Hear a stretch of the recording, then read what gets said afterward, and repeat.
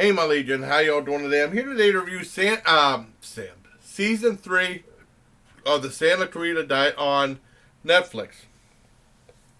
Now, first of all, I want to thank my friend Howie Cat because when I had a page on Belgam and stuff like that, he was telling me these shows I might like. Because with Netflix and stuff, I'm getting lost in all these new Netflix shows. There's so many. And there's so many shows that you can't watch them all. You have to kind of pick. Because I was late, with Stranger Things. I heard so much buzz about it. I only saw it like 5 months after it premiered. Now I'm hooked. I definitely want to see it when it comes out July. And a couple other shows I found out about Glow by accident, and then I got hooked on that. And Love, Death, and Robots. I knew about that from the advertisements on TV because they actually advertised on regular TV too about that. And Santa Clarita, I didn't know the third season was out, and I found out, I watched it, and it's an interesting spin on the zombie tale, because usually, I used to really love zombie movies. 70s and 80s, even the classic voodoo ones, and the Italian ones in the 80s, and now, in the 90s, there weren't that many zombies up to a point, and it was kind of starting for zombies, and then whenever they started having a big glut of them in 99, 2000, stuff like that. There was too many. Now I think the zombie genre has been done to death. Or undeath. But I still think Santa Clarita Diet is really a good way to... a good spin on the zombie tale. But I mean, don't say zombie. They said... a few people said zombie, and then Drew Barrymore took offense to it like it was a racist term. They said they'd prefer to be called undead, not zombie. And I really liked it. It wasn't as more character driven, this one. It wasn't like super giant messed up things, but it was messed up in a lot of different ways. Linda Lavin was in it, which was awesome. I didn't recognize her at first.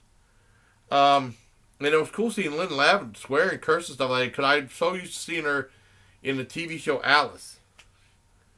And it was awesome seeing her say that curse words and stuff like that. She was fantastic in the show. And they had the guy from, the brother from My Name is Earl's on there. He was great. And it's a lot of fun. I always thought the physical gags were funnier than written stuff. The written stuff was okay, but the physical stuff was funny. They had some really funny physical stuff. Like when Linda Lavin, I don't want to give anything away, but it was funny. Like they were doing the trials of, he wanted to become a Knight of Serbia. Timothy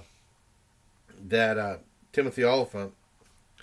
And they were doing the thing, they were playing that Hearts of Fire from Rocky 4 and doing some stuff. There was a little kid, the little kid came on looking and he started doing the fly. That, stuff like that was funny.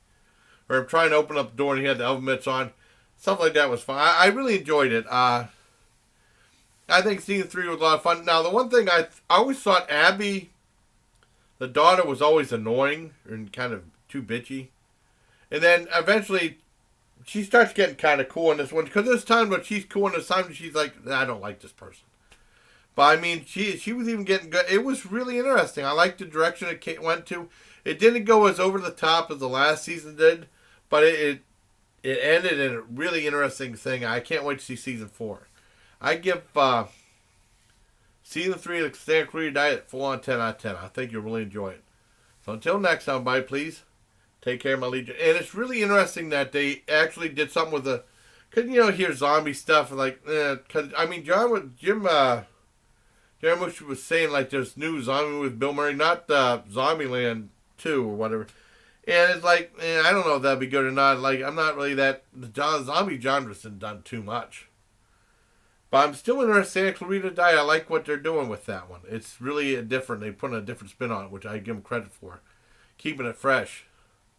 And then Zombieland 2, hopefully that'll be good. But I don't know. It's just, Zombieland's been done to death. John was saying, whenever we were still working with the Erie Horror Fest, John was, when I became a judge, I was a judge for 2 years.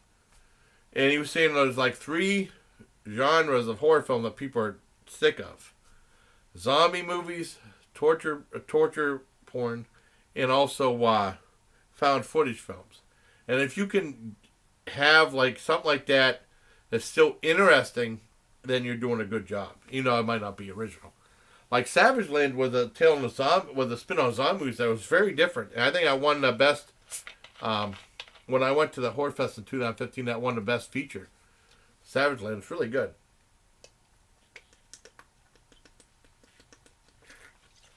A different spin on a zombie tale. So, hope you like this review of Santa Clarita. Season 3 now available on Netflix for you to binge watch.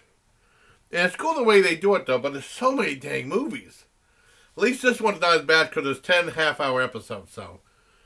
And then some episodes might vary from like 25 minutes to 35. The last one's like 35 minutes, but it's still really interesting. So hope you like this video, everybody. I think that's about it. Till next time, please. Take care, my legion.